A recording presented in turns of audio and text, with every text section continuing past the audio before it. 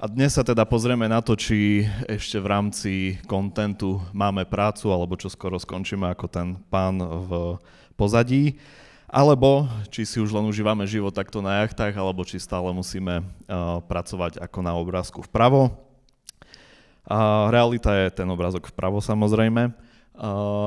Ja AI hodnotím tak a využívam ho v rámci toho, že má zefektívniť prácu a nemá robiť to, že proste budeme robiť menej, ale skôr, že za ten istý čas dokážeme spraviť toho viac, prípadne efektívnejšie. Na začiatok by som vám rád predstavil, ako vyzerá proces tvorby videa a potom sa pozrieme, ako jednotlivé tieto kroky vieme nahradiť pomocou AI, respektíve ako nám AI v nich vie pomôcť. Čiže určite máme nejakú preprodukciu, kde tvoríme scenáre, storyboardy, castujete hercov, hľadáte priestory na natáčanie. Potom máme samotnú produkciu, čiže tam prichádza na rad kamera, osvetlenie, zvukár a všetko okolo toho. No a následne samozrejme postprodukcia, čiže nejaký strih, vizuálne efekty, sound design a podobne. Myslím si, že ešte stále, ale doteraz to bolo o tom, že ste potrebovali príliš veľa ľudí na placi. Určite to tak skoro nebude, tak ako je to na tomto obrázku, že škrtneme tých ľudí z procesu, ale skôr ten proces budeme vedieť spraviť rýchlejšie a efektívnejšie. Čiže môžeme ísť do prvej časti a to je preprodukcia, čiže napríklad v rámci scenáru to vyzerá asi takto nejako približne, keď ho tvoríte. Ja som sa spýtal ChatGPT, ako dlho trvá vytvoriť scenár na 30-sekundovú reklamu a podľa ChatGPT je to 5 hodín práce. Je to otázne, ale dajme tomu. A celý tento proces vlastne viete nahradiť pomocou ChatGPT. Tomu sa asi nejak špeciálne venovať nebudem, to všetci asi poznáme, viete sa ho spýtať čokoľvek, že vám vie veľmi efektívne rýchlo vytvoriť scenár. Takto to využíva napríklad Steak v Českej republike. Všetky tieto videá, ktoré on tvorí, robí pomocou ChatGPT, ktorému vyhadzuje fakty na jednotlivé témy. Fun fact, že najviac ľudí asi zaujíma OnlyFans, to má cez 300,000 views. Ďalším stageom pre produkcie je storyboard. Znovu som sa opýtal ChatGPT, ako dlho to bežne trvá a je to niečo okolo 19 hodín.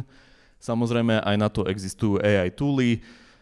Doteraz sa to bežne robilo tak, že najprv ste si to nakreslili ceruzkou aspoň, aby ste mali nejakú predstavu, potom ste si to hodili do počítača a ste si už nakreslili storyboardy takto, respektíve ak máte nejakú agentúru, tak pravdepodobne takto, respektíve keď spolupracujete s nejakou agentúrou, tak takéto storyboardy vám prichádzali. Ja som si do ChatGPT hodil, aby mi vytvoril scenár na 1-minútové video. Má to byť nejaká cesta chlapca, ktorý sa chce stať bodybuilderom, na konci ešte nájde životnú lásku a takýto scenár mi ponúkol. No a prvý tool, ktorý na to používame, je Boards. Ja všade potom hádžem aj približné sumy za mesiac.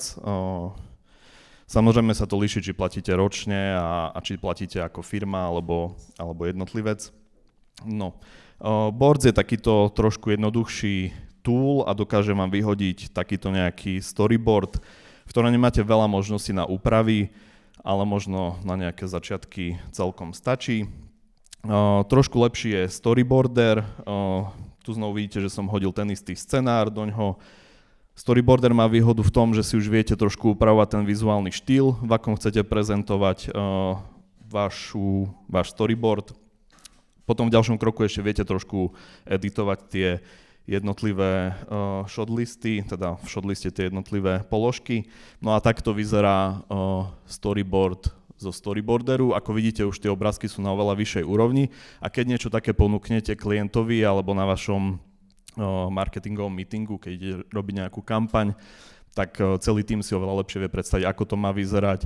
Vy už viete približne, aké zábery budete robiť, aké svetlo budete potrebovať, aké kompozície a tak ďalej. Samozrejme, v každom kroku to ešte znovu viete editovať, aby vám to vyhodilo nový obrázok. Tu je ukážka trošku väčšia toho jedného obrázku zo storyboardu, ako môžete vidieť, fakt je to celkom kvalitný obrázok. Druhý obrázok, to bolo, že akože má nejaký struggle vo fitku. Taký asi najlepší tool na to je LTX Studio. To má výhody v tom, že si tu dokonca viete vytvoriť vlastné postavičky, čiže keď už máte nejakých hercov, viete ich tam nahrať, prípadne si vytvoriť aspoň približné ich podoby. Znovu som tam hodil ten istý scenár, to znamená, že znovu by nám malo vyjsť niečo veľmi podobné. Takto to vyzerá v ďalšom kroku, čiže vám ponúkne storyboard takto rozkuskovaný. Znovu si tam viete editovať tie jednotlivé shoty znovu a znovu, generovať nové a nové verzie. Takto to vyzerá v detaile, čiže znovu veľmi kvalitný obrázok, veľmi pekne spracovaný. Čo je výhoda LTX štúdia je to, že vám dokáže vygenerovať už aj video, dokonca aj s voice-overom. Ako na thumbnaili môžete vidieť nejaké chybičky, tam ešte stále sú. Pani má 3 ruky a môžeme sa pozrieť teda, ako vyzerá také video z LTX štúdia. I've always been the little guy, but I've dreamed of something bigger. Becoming a bodybuilding champion seemed impossible, especially with all those seasoned pros around me, laughing at my size. Every day was a battle, pushing through grueling workouts, sticking to a strict diet, and ignoring the doubt that crept in. But then I met Lily, who saw something in me that I couldn't see in myself. With her support, I found the strength to keep going. I entered my first competition, and although I didn't win, the respect I earned from the others meant everything. More than just muscles, I discovered that true strength comes from determination and love. This journey has shown me that no dream is too big, and sometimes it's the smallest of us who can achieve the greatest things. No, nejaké chybičky tam boli, ale keď si porovnáme ten čas, že bežne to trvalo nejakých tých 19 hodín, povedzme, a toto trvalo vytvoriť 5 minút. Akože bez srandy to bolo 5 minút dokopy, čiže za veľmi krátky čas viete efektívne takto vytvoriť viac storyboardov. Samozrejme, ak by ste na tom strávili viac času, viete to spraviť viac podľa vašich predstav, generovať lepšie a lepšie obrázky. Ale znovu, ako spomínam, keď za 5 minút dokážete vytvoriť niečo také, podľa mňa to je extrémne pridaná hodnota nejakého, či už meetingu s klientom, alebo meetingu na vašom marketingovom oddelení, kedy sa lepšie viete pozrieť na to, ako to bude vyzerať, pretože bežne ľudia, čo tvoria video, si to vedia sami už predstaviť a vedia dopredu, ako to bude vyzerať, ale možno nejaký copywriter alebo niekto iný z vášho tímu nemá až takú predstavivosť a toto dokáže veľmi pomôcť. Dostávame sa k samotnej produkcii, to by som prešiel veľmi rýchlo, pretože to sú viac nejaké technické detaily, tak AI určite pomáha v rámci autofokusu v dnešných kamerách a foťákoch. Toto je screen z Sonyčka, kedy AI sa už naučilo, že čo je človek, čo je zviera, dokonca dopravné prostriedky, čiže v nejakom zhluku viacerých vecí vie pochopiť, čo sa deje pred kamerou. Čo bol problém kedysi, povedzme ako na skríne tu, že kedysi, keď ten foťák nevedel, že ako vyzerá človek, tak v takejto spleti veci by autofokus bol úplne stratený. Dnes vďaka AI už vieme, ako vyzerá človek, a aj keď zaberá takúto malú časť toho screenu, tak to vie zaostriť. Takisto sa AI naučilo rozoznávať okuliare. Kedysi sa strácal autofokus, keďže Sony ostrí na oči, a keď si človek dal okuliare, tak to stratilo fokus. Dnes už AI, respektíve foťák vie vďaka AI, že aj keď máte okuliare, tak logicky pod nimi by mali byť dve oči. Takisto si tam viete nahrať osoby, čiže AI sa naučí v dave nejakých ľudí rozoznávať konkrétnu osobu, čiže možno keď často točíte nejaké vlogy alebo niečo také, tak vám to môže pomôcť, keď ste v dave ľudí, tak vás foťák bude trackovať. No, to je v rámci produkcie všetko. A poďme asi na najzaujímavejšiu časť, a to je samotné generovanie obsahu. Takým prvým toolom je Vidu. Je to veľmi simple tool, máte tam vlastne len dve možnosti, a to je, že buď môžete nahrať fotku, na základe ktorej vygeneruje krátke video, alebo mu môžete dať nejaké prompty, čiže napísať mu nejaký text a na základe toho vygeneruje video. Je to najlacnejší tool a vo free verzii vie spraviť len 4-sekundové video a v platenej verzii, ja sa mi zdá, že 10 alebo 12-sekundové video.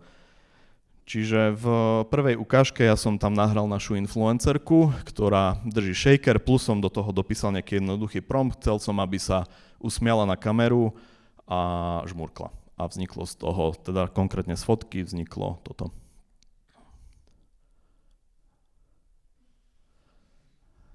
Ja som to tam nahral viackrát, keďže to má len 4 sekundy.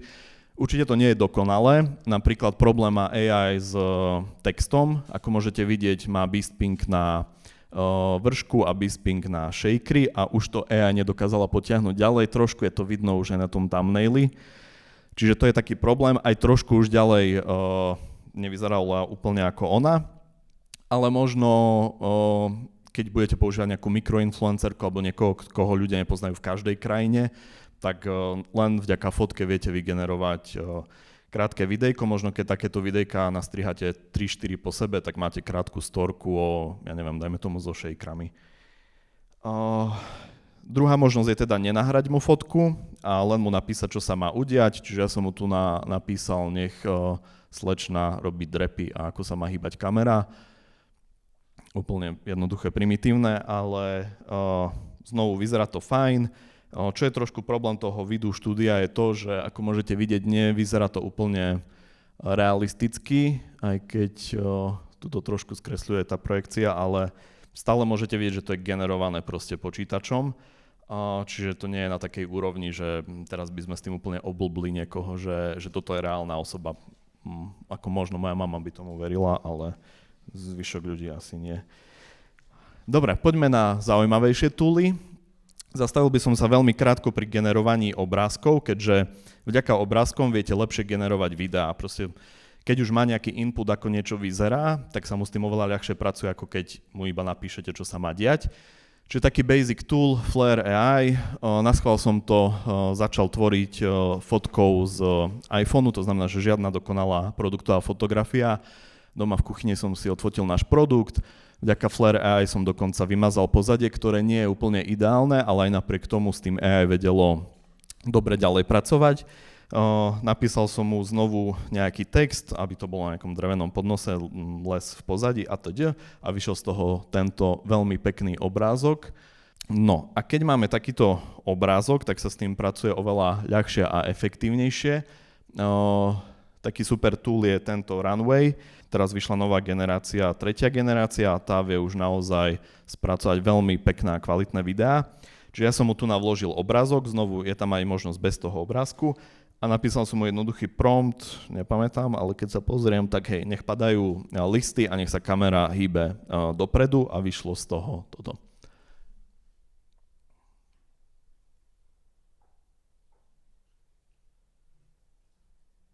Myslím si, že ako produktové videjko na to, že tam je len jeden riadok niečoho napísaného, celkom slušné a veľmi pekné.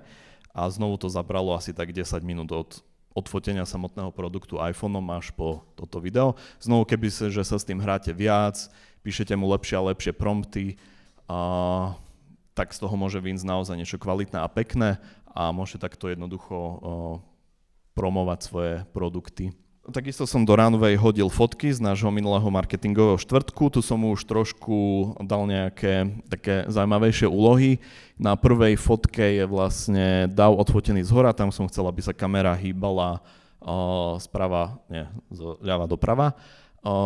Zaujímavejší efekt je druhá fotka, kedy to je celá fotka, ktorá tam je a chcel som, aby sa kamera oddialovala, čiže AI muselo dotvoriť zvyšných ľudí, čo si pozrieme, ako sa jej podarilo.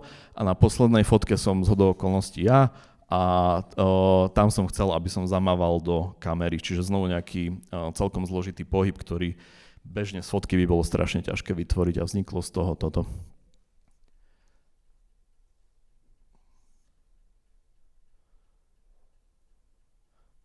Tam sú nejaké siamské dvojčatá dole.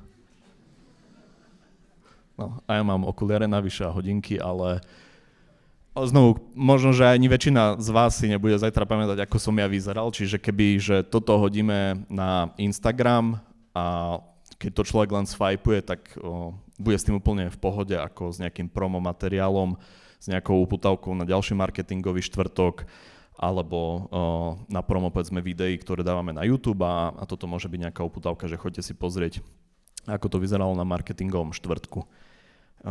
Čiže takto sa s tým viete hrať. Tu odporúčam si fakt zakúpiť plnú licenciu sumu. Nie je to až tak veľa peňazí, $95 za mesiac. Sú tam nejaké kredity, ktoré sa vám vzťahujú pri každom generovaní obsahu. Ten Runway má v sebe strašne veľa toolov. Generovanie videí je len jedna časť z neho.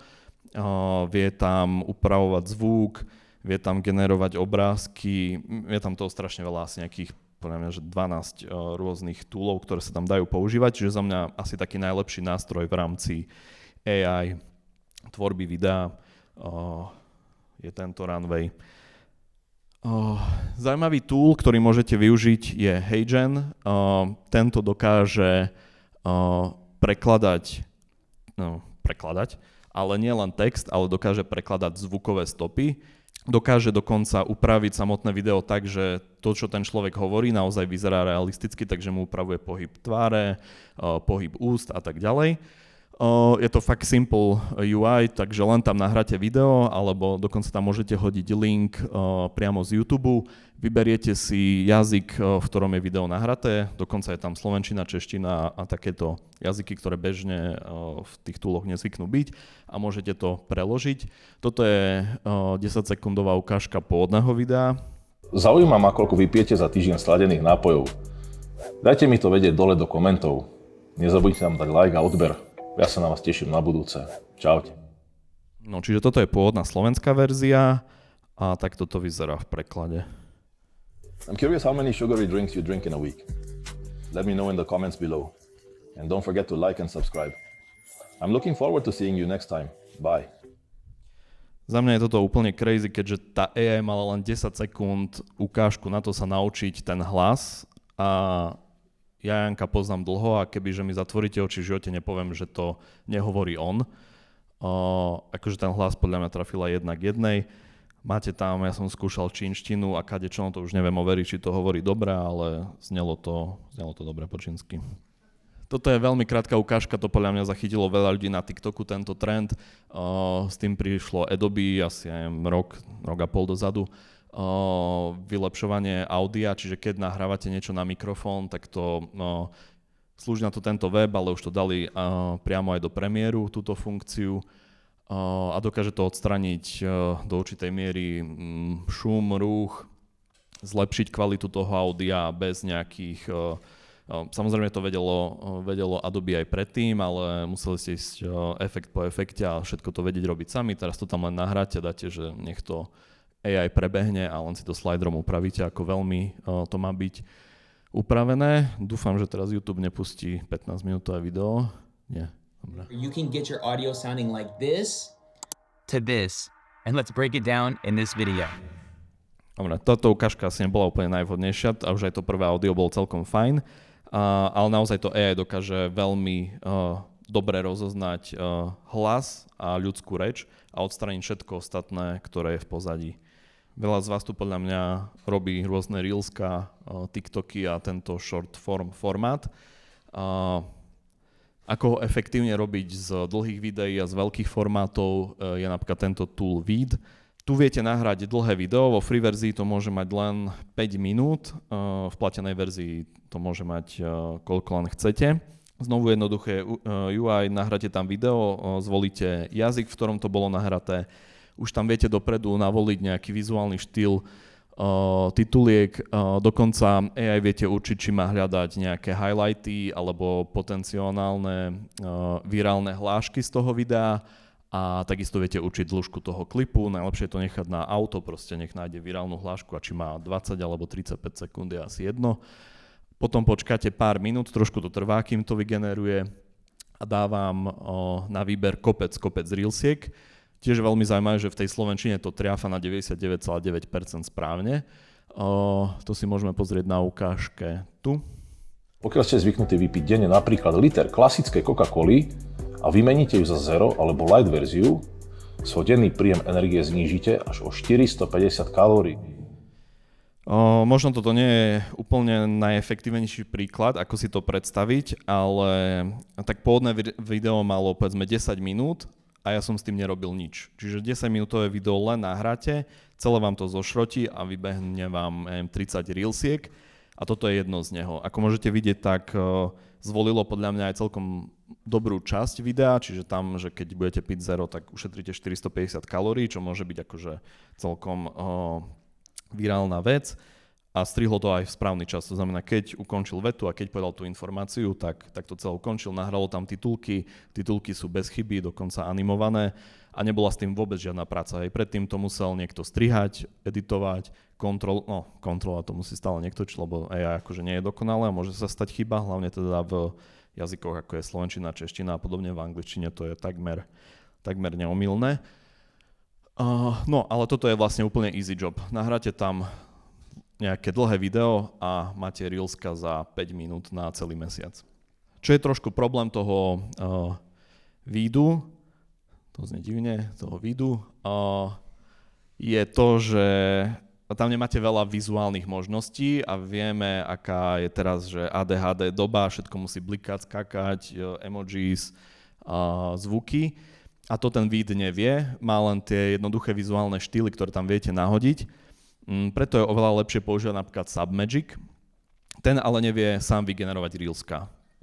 Preto je najlepšia teda kombinácia toho, čiže vygenerovať si Reelska vo víde, ale vypnúť tam tie titulky, alebo keď vám stačia také simple, že nechcete podporovať ADHD, tak to je fajn, ale teda ideálna možnosť je tam si vygenerovať tie Reelska, 30 Reelsiek, nahodiť ich do Submagicu a v Submagicu máte už kopec možností upravovať ten vizuál, čiže tie titulky už vyzerajú oveľa lepšie, respektíve čo všetci na TikToku hľadáme, veľké, svietiace, farebné.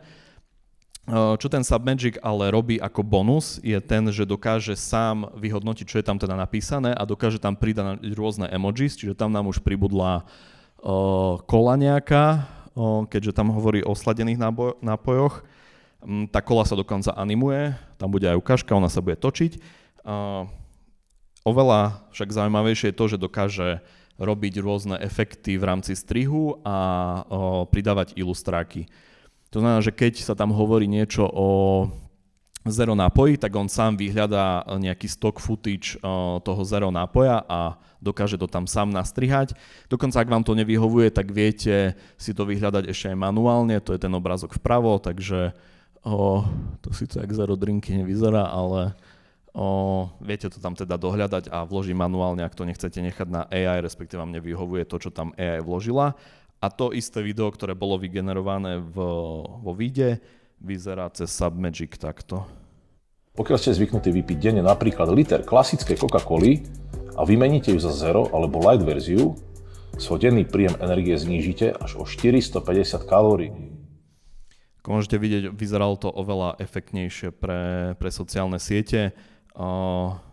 Mňa fakt udivuje to, že to aj v tej slovenčine funguje už takto dokonalo. Tu som asi nemenil dokonca nič na gramatike.